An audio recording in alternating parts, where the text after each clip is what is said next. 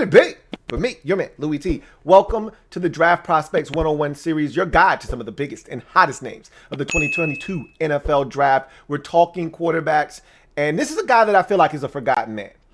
Because he was not a senior and not at the Senior Bowl, he did sustain an injury in his final collegiate game in the bowl game versus Baylor. So don't know if he would have been able to participate or not. He could have been in attendance, sort of like Baker Mayfield was, even though he did not play nor practice during that Senior Bowl week back in 2018. He could have been there, but he isn't a senior. So we've been hearing a lot of names repeated over and over and over again, whether it's been Malik Willis or Kenny Pickett or Carson Strong or Desmond Ridder. These are the guys that their names has been circulating because they were at the Senior Bowl. But the guy that I feel like is being forgotten, out of sight, out of mind, because he wasn't at the Senior Bowl, but still is probably one of the best quarterbacks in what we perceive to be a very limited draft class of quarterbacks, is Ole Miss quarterback Matt Corral. This is a guy super talented, very athletically gifted, brings a lot to the table, and I think ultimately in this position that we are in with these quarterbacks, where no one really separated themselves at the Senior Bowl, you could be talking about the very first quarterback taken in the upcoming 2022 NFL Draft. Let's take a look at Matt Corral, what he brings to the table, and why he could be the first quarterback to hear his name called and come off the board in April. So Matt Corral is a guy that is very, very intriguing. Now, he kind of fits the profile of the quarterbacks in this year's draft class. Most of the guys aren't very big. Neither is Matt Corral. As you can see, 6'1", 205. And the 6'1", I think that's probably accurate. The 205, that's right around where he is, 6 feet, 6'1", 205 pounds. He's somewhere in that general vicinity. You got Malik Willis, another 6'1" quarterback. You look at Sam Howell, he's like 6'2", he might be 6'1" and some change. So you're looking at all these quarterbacks, not a lot of big guys. This isn't a Cam Newton, Justin Herbert, Josh Allen type of draft class where you can find a guy with some serious size on them. You do have Carson Strong at 6'4", you do have Desmond Ridder at 6'4", but those guys are still lean. They're not those 230-pound, thick-framed quarterbacks that you can put a lot on their shoulders. That said, Corral, to me, is a guy that has a ton of talent, a unique set of skills that, if he's able to put it all together, could be one of the better quarterbacks out of this draft class. Let's take a look at Matt Corral and what separates him from some of the other quarterbacks in this draft class by going inside the numbers. So you look at the first thing is his career number of starts, because we talk about the importance of having experience, and we talked about Kenny Pickett and his infinite wealth of experience and having nearly 50 starts and playing in over 50 games. You don't get that generally in college football anymore. Guys come out usually after that third year, whether it's a redshirt sophomore year or their junior year, or their, in this case, redshirt junior year. It's rare that you get a guy that started more than 3 years in his collegiate career. So Matt Corral kind of fits into that mold. He's a guy that started 2 full seasons at Ole Miss, partially in another season. 27 career starts, 17-10 overall record for Matt Corral in those starts. And as you can look at his numbers, you see progression just about every single year. Now, some numbers do stand out, and we'll explain those numbers and how they came to be.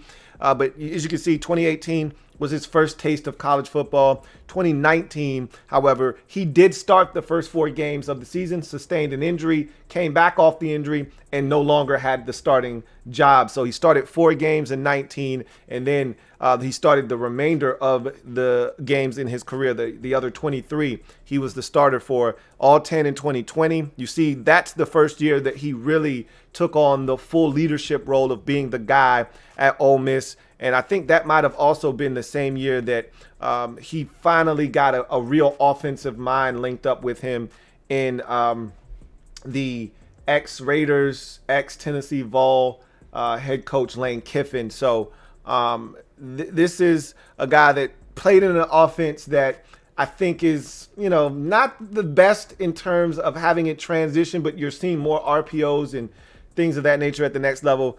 So you look at his 2020 season, that's really where I want to start. 10 starts in 2020, He had a 70% completion percentage, essentially 71, 70.9, 71% completion percentage. Obviously, you look at the yards per attempt and you're thinking, okay, he probably had a bunch of dink and donkers. But you look at the yards per attempt, it's 10.2. Now, that can be misleading at times as well because you don't know how much of that is actually air yards. How much of that is the ball traveling through the air to get to the target, and whether, because you get catch and run, that doesn't show up there. All you see is yards per attempt. If somebody catches the ball at the line of scrimmage and then runs 77 yards, he's going to get credit for a 77-yard completion. So you don't know how much of that is baked into that, but it doesn't matter. And when you watch the tape, you see a guy that is pushing the football down the field. You see a guy that is taking what the defense is giving him, doing a great job. Now, there's a lot of open targets. When you run that RPO, when you get those backers to suck up, there's a lot of open space over the middle of the football field. There are a lot of easy throws to tight ends that are wide open. The receivers running slants and skinny posts that are open over the middle of the football field. You get a lot of action over the middle of the football field when you run these types of offenses. So he took advantage of that in 2020. However, the interesting thing with the 2020 is we get all the way to the very end. You see the touchdowns, 29. Okay, that's a nice lofty number for a guy really making his first full year as a starter. But the number that backs that up, the 14 interceptions, that's a big interception total. Now, what you will find that is so unique about that interception total is that 3 games produced 11 of those INTs. 2 games produced 11 of those INTs, and 3 games produced 13 of those 14 INTs. Okay, so really he threw interceptions in just 4 games. That's it. The other 6 he was clean. You see 14, you're thinking 1 here, 2 there. Had a really bad game here with 3, another game with 1, another game with 1, another game with 1, then another game with 2, and that's how you get to 14 over a 10-game stretch. No. He had a game with 5. He had another game with 6. Okay. He had another game with 2, and then he had a game with 1. So those interceptions, they got really, really bad in specific games. And we'll talk about that because that's part of his growth and maturation as a quarterback. And you can kind of see it in the numbers as you go to 2021, 13 games as a starter. The completion percentage comes down a bit, but you get more attempts, you get more completion. So you like that number is still hovering around 70. The yards are pretty much status quo from the year prior. The yards per attempt come way down. Okay. You had some targets that were there the year previous go away. Most notably, when you lose a guy like Elijah Moore, who he was throwing the football to in 2020, who ultimately ends up being a 2nd-round pick in the NFL draft. When you lose a player the caliber of an Elijah Moore, those yards per attempt going to come down. Okay, but still a very solid 8.7, but not the 10.2 that he had in 2020. But again, he lost a big-time weapon in Elijah Moore. That said, the touchdown numbers, respectable at 20. You like to see that number still hovering, in that 20 range, but you love to see that interception total come way down from 14 to 5. And I think he made a concerted effort in 2021 to take better care of the football, make smarter decisions with the football. And you see that bear itself out in the interception total. There were no implosions. There were no games where he just totally fell apart and made mistake after mistake and compounded mistake with another mistake. He took care of the football so much better in the 2021 season. And I think that interception number kind of shows you exactly that. So now let's go to his rush totals, because much like with Malik Willis, Matt Corral, a huge part of his game is his ability to use his legs. I think Willis and Corral, their legs are a huge part of the package that you're going to get with them right out of the gate. Now, with Kenny Pickett, he can use his legs, but that's not necessarily one of his big attributes. Whereas with Matt Corral, he's actually very elusive. Like, there are straight line runners like Robert Griffin III and to a degree, a guy like Justin Fields who came out last year. They're not going to make anybody miss necessarily out in space, but they can outrun you in a straight line. And then there are guys with wiggle and shake to them, like a Kyler Murray, like Matt Corral. Okay, guys that can actually make you miss out in space. Matt Corral has wiggle. Matt Corral has quickness. Matt Corral actually can run.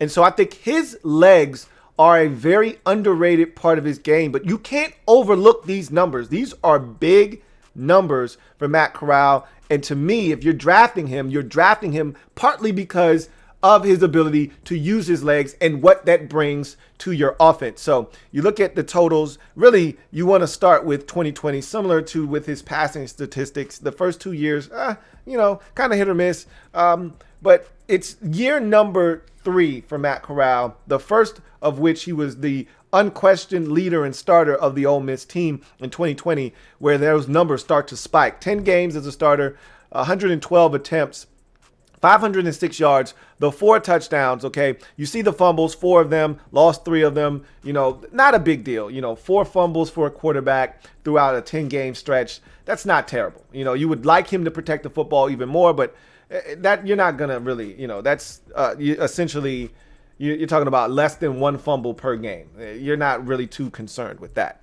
You go up to the 2021 season, and this is when he kind of really started to take care of the football better, so he wasn't forcing it as much. So he was using his legs more. If he didn't see something he liked, if he didn't trust what he saw, he just used his legs as the check down. And you hear that very often with certain quarterbacks. Hey, you don't like what you see, use your legs as your check down. And that's not necessarily to say that's what he was doing, but he was taking off a lot more, not putting the ball in harm's way. I think that's why you see the spike in the rushing yards and the touchdowns, because he stopped forcing the football into tight spaces, into double coverage, and he started using his legs because they are very effective. 13 games, 152 attempts, 614 yards on the ground. But the 11 touchdowns is the number that is eye-popping and stands out. You go from a guy that only had 7 career rushing touchdowns the first 3 years of his career combined, and then you get to a 11 touchdown season in his final year at Ole Miss. 6 fumbles in that, only lost 2 of them. But again, you'd like to see that fumble total come down a bit. But at the end of the day, still under a fumble, per game. So you're good. I mean, every 2 games, I should say. So you feel good about that. At the end of the day, this is a part of his game that I don't think people are giving him enough credit for. When you watch the tape on Matt Corral and you see his ability to escape the pocket, to step up and break through the A gap, and he breaks your back on 3rd and 9, he breaks your back on 3rd and 13 because you're in man-to-man coverage, your back is turned, and there's no one accounting for Matt Corral and his wheels, and he'll take off and he'll hurt you. He's tough, he's physical, he'll run through arm tackles, he'll run through contact, he'll make guys miss. There's a lot here with Matt Corral when he decides to tuck it and run. So now let's get to his pros. I talked about some of those already. Let's get a little bit more acquainted with what makes Matt Corral a high-level draft quarterback prospect in the upcoming draft. So you start with his arm talent. I think this is something that, I don't think he gets enough credit for. I'm watching this guy 65 yards, 55 yards effortlessly on tape. I'm seeing a flick of the wrist type of deal, and ball is flying off his hands. When he needs to take a throw and stick it in there, tight window, he can do that, put some mustard on it. I think he's got NFL arm talent, and I think it's among the best in this year's class. I think still Malik Willis has the strongest arm. I think Matt Corral might be second in that department.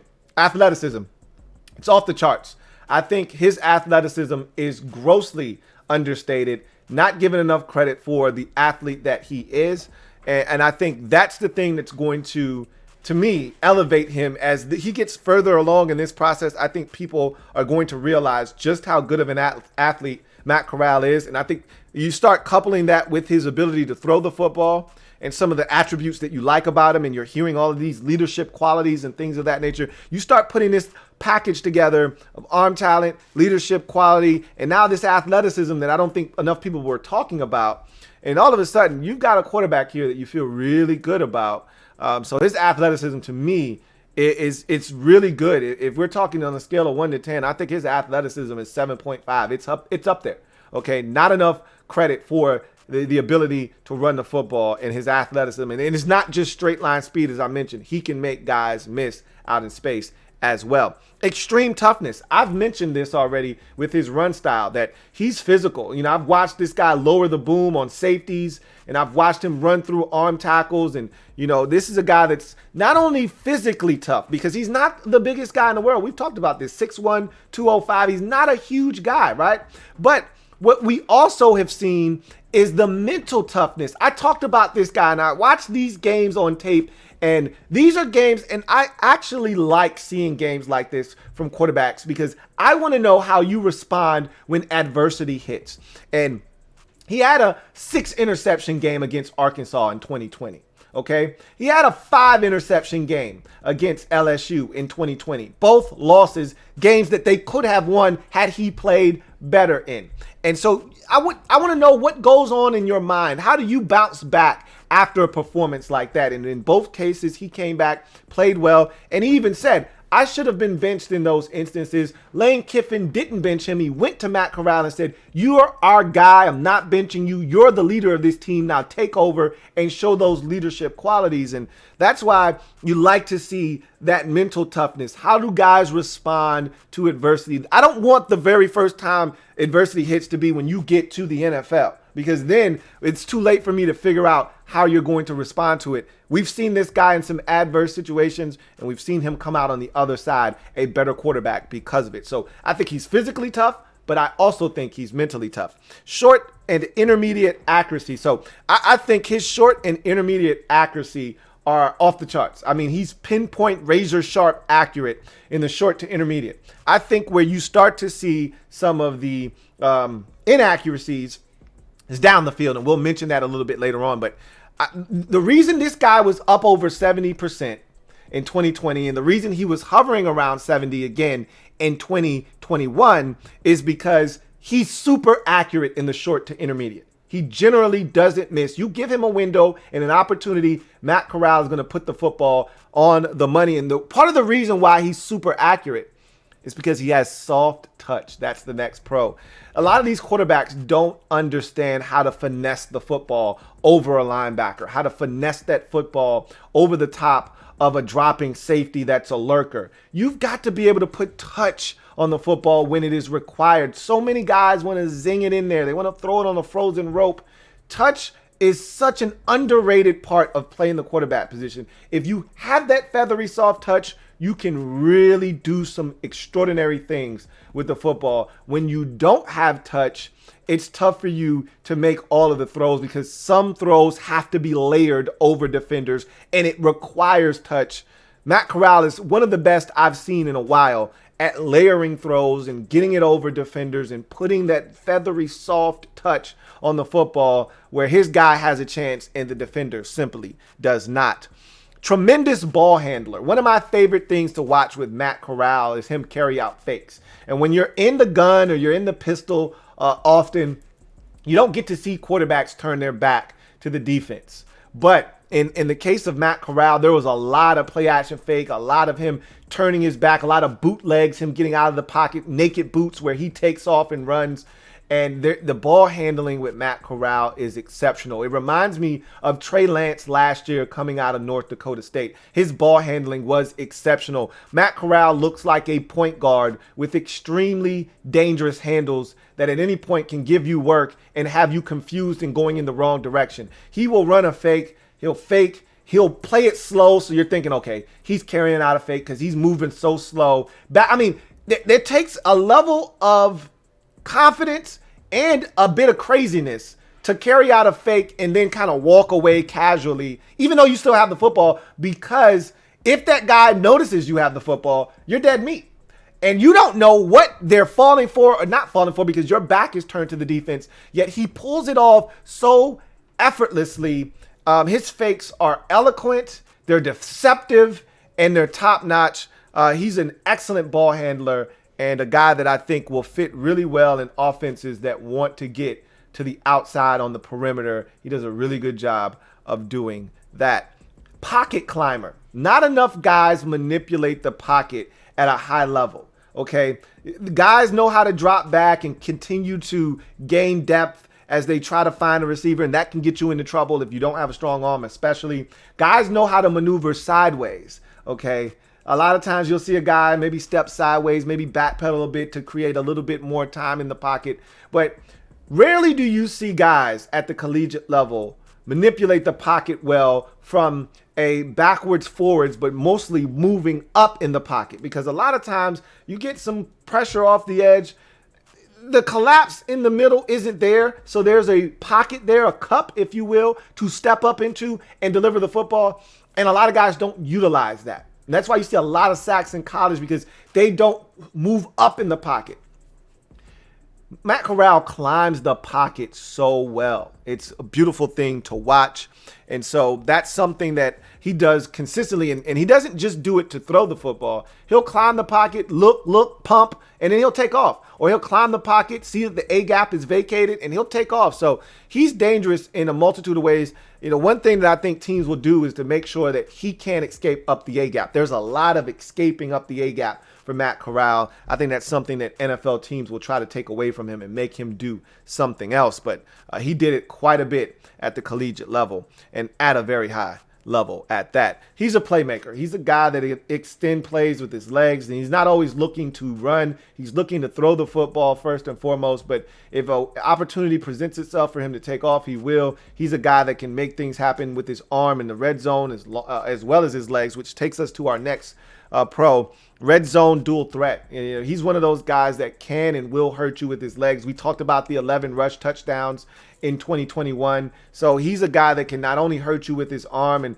he's another one of these guys that can drop down sideways, 3/4 angle to throw the football in there, but not afraid to also use his legs to try to pick it up and get into the end zone. So another one of those guys that you really do appreciate in today's NFL, where it's so hard to score when you get in the red zone because defenses are so sophisticated and they're so good at taking things away. You need guys that can either make extraordinary plays off schedule, or a guy that can use his legs to put more pressure on the defense and give them something else to think about. Matt Corral can do both. And then finally, leadership qualities. You heard so much about this guy and his ability to lead. He was the first guy in, the last guy to leave. You always like to hear that. He was a guy that you would constantly see him on the sidelines talking to his offensive linemen, encouraging them. You would see him talking to his receivers, making sure they're on the same page. You saw it visually, the leadership qualities, and then you hear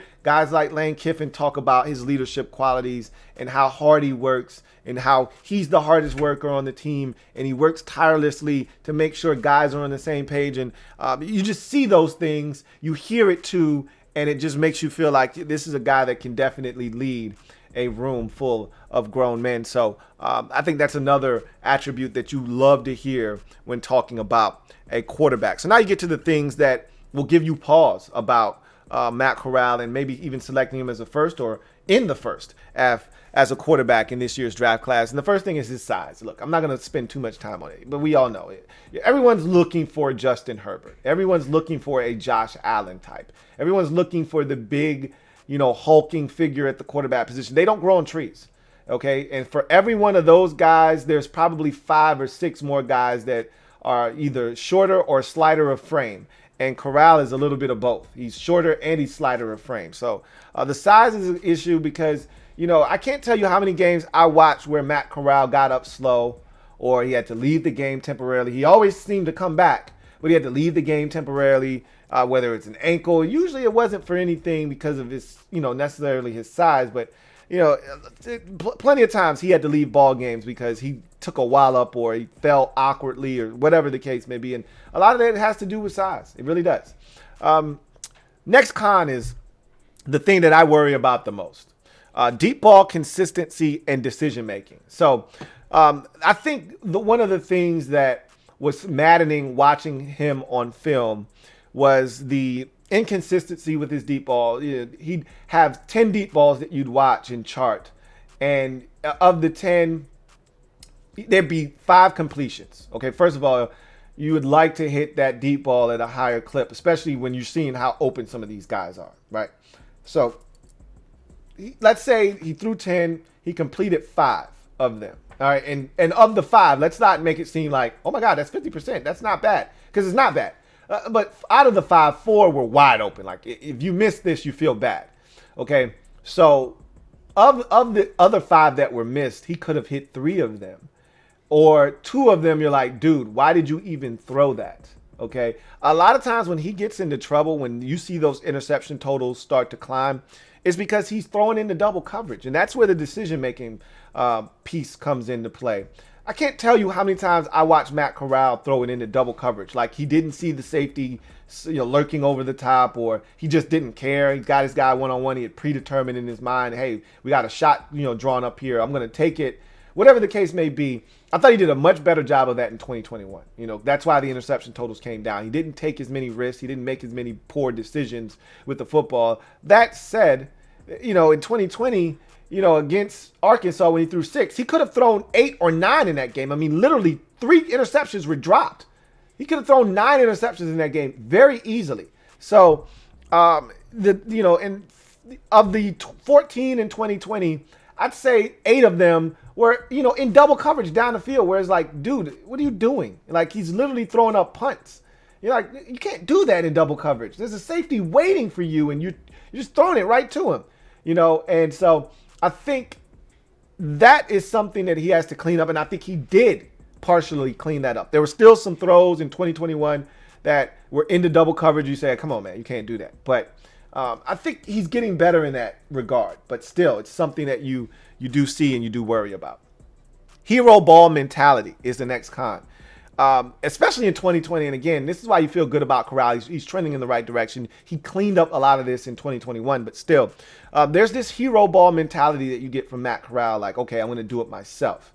And when you do that as a quarterback, you start to press, you start to try to force the football into windows where it doesn't belong, and that's how you get picked off. And if you see some of these games, especially back to 2020 against LSU, against Arkansas, where he had 5 against LSU, he had 6 against Arkansas, you see that he's simply trying to pull out his do-it-yourself kit. And he's trying to make something happen when it's not there. And these weren't games necessarily where they were down big early and now you got to try to force something to try to come back. He was in these ball games, both of these games, especially the LSU game. They were leading and then they were trailing and then they were leading. And so he didn't need to make some of these decisions. You're getting sacked and you see your guy out in the flats, and so you try to throw it, but you're being wrapped up at the same time you're throwing it, so you can't get anything on it. And it's picked off, and it's pretty much a pick 6. Like, these are the decisions that ultimately cost you ball games. So sometimes you got to know when to say when, and he's a guy that at times doesn't know when to say when. And I think it usually happens when they're trailing in ball games and he feels the need to have to make a play. So hopefully that's not something that carries over to the NFL where, he gets down, team's down 17 points in the early stages of the third quarter, and he decides, okay, we're down 17. We don't have a lot of possessions left in the game. I'm just going to start trying to force some things into some tight windows and see what happens. That'll get you in trouble, and that 17-point deficit will balloon to 31 very quickly if you decide you want to play hero ball and make things happen that aren't there. And then finally, again, I don't want to spend a lot of time on this because this is the norm now, it seems like, going into the NFL, but played in an RPO-heavy offense. Like, literally 90% of their offense is him sticking the ball in the belly of his running back, riding that thing out, and seeing what the linebackers do. If those linebackers collapse down to stop the run, he's pulling it out and he's throwing a slant right behind those linebackers, or he's throwing a deep dig right behind those linebackers, or he's throwing a tight end pop right up the seam to the tight end. Whatever those linebackers do, you make sure that they're wrong, whatever they choose. They decide to stay back, they don't want to, respect the run, then you hand it off to your back. You let that football go and you let your back get 6 yards. So they got to make a decision, and he's pretty much making his decision based off of the decision they make. Now, there are times where he's in the gun and they're spreading them out and they're just letting Matt Corral work, and you see him being able to dissect the defense, see what they're doing, and make accurate throws to the right guy. But there's a lot of RPO in there, and so you have to be able to, pick out the stuff that you can see, but there is a lot of RPO action in there. So that's the final con. Wasn't under center very often at Ole Miss. So his comp is interesting. So this is a twofold, multi-layered comp. Now, you see Tyler Huntley and you're thinking to yourself, what? Like, why would I draft this guy in the first round? Now, let me tell you. His athleticism, his size, all remind me of Tyler Huntley at Utah. Okay, Tyler Huntley's a 6'1", 205 quarterback. Matt Corral, same exact size and weight. Similar stats, guys that you looked at and you see that they have like game manager potential. Like Tyler Huntley reminds me a lot of Tyrod Taylor. Matt Corral has a little bit of that in him as well, but I think the upside with Matt Corral is a lot greater than that of a Tyler Huntley or a Tyrod Taylor. Like, what you're getting out of Tyrod Taylor. I think Tyler Huntley is similar in that regard. Here's where Matt Corral is different. I think low end, if he doesn't blossom into the quarterback that I think he can ultimately be, he's Tyler Huntley. He's a NFL backup like a Tyrod Taylor, a bridge, stopgap guy that'll be in this league for 12 years. If he reaches his full potential, I think Matt Corral could be Kyler Murray. Now, he's not as fast as Kyler Murray. He's not as elusive as Kyler Murray. And I don't think his arm is as strong as Kyler Murray's, but it's not that far behind either. So when I look at Matt Corral, I say high end, he's Kyler Murray. Low end, he's Tyler Huntley. Right now, he's got to prove it to me. I'm not willing to give him the benefit of the doubt right now and say that he's Kyler Murray. He's more so Tyler Huntley until he proves otherwise. But he's got the ability to do that. So we'll see what happens. But Matt Corral right now, to me, the closest thing I see to him in the league, because his athleticism is really off the charts, the closest thing I see is Tyler Huntley. So that's his NFL comp right now. But again, he high end, he could be Kyler Murray. Okay, he's got that kind of ability. But we'll see what he turns into, because I like the skill set. I like the attributes. I like what Matt Corral could become at the next level. But that's going to do it for me, your man Louie T, here on the Draft Prospects 101 series with Matt Corral. Looking forward to going through the rest of these quarterbacks and then moving on to various positions. Let me know what you think down in the comment section about Matt Corral, what he could be, where he should go. Right now, I project Matt Corral as a first-round pick. If I were a team in this year's draft where the quarterback class isn't as great, I'd be looking to spend a first-round pick on a guy like Matt Corral because of the upside and what I think he could potentially be. That said, we'll see what teams decide to do, how many of these quarterbacks go off the board in the first round, and what order they come off the board in the first round. That's going to do it for me, your man Louie T. Until next time, you guys have a good one and enjoy. LouieTeeNetwork.